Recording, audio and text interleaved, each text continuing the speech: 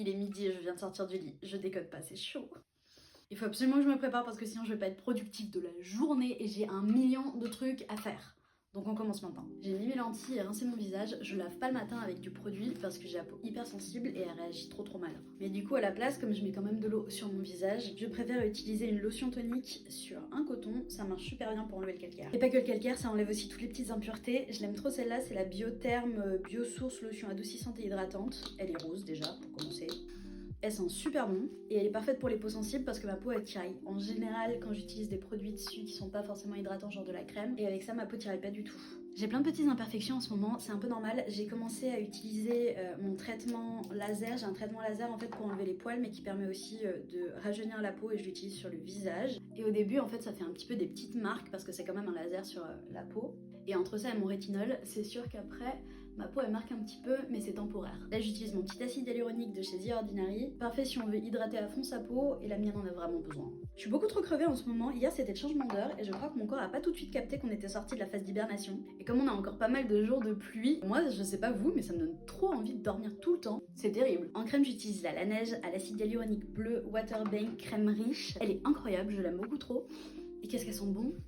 Et surtout on n'oublie pas le coup quand on s'hydrate.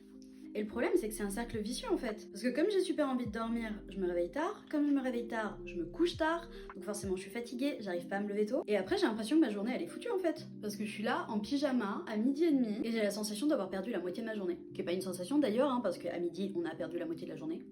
Et c'est pour ça que je préfère toujours me maquiller et me préparer, en faire un petit peu plus que si jamais je m'étais réveillée le matin. Parce que c'est le meilleur moyen en fait pour moi de me sentir productive assez vite. Parce que comme je suis déjà préparée, je me dis c'est bon, je peux faire des trucs de ma journée.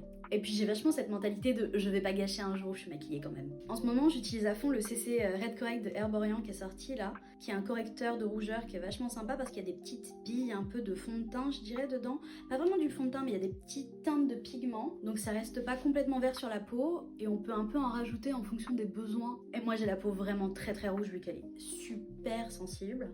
Et je trouve que ça me fait une bonne base parce que j'utilise jamais de fond de teint. Après je me dis, je pense que c'est aussi que je savais pas du tout le mettre avant. Donc si vous avez des recommandations de fond de teint sympas que je pourrais tenter, dites-le moi dans les commentaires et j'essaierai de voir ce que ça donne. En plus, dès que je me sens plus jolie dans ma peau, et je me sens plus jolie dans ma peau quand je me maquille en règle générale, j'ai tout de suite plus envie de faire les bons choix. J'entends manger mieux, essayer de manger moins de fast-food, pas trop manger de trucs sucrés. Je sais qu'il y a aussi un gros débat de maquillage ou pas maquillage quand on va faire du sport. Alors autant moi j'ai la flemme de mettre du maquillage spécialement pour aller faire du sport, autant si je suis déjà maquillée, je vais absolument pas aller l'enlever pour faire mon sport. D'ailleurs, en parlant de bouger son corps,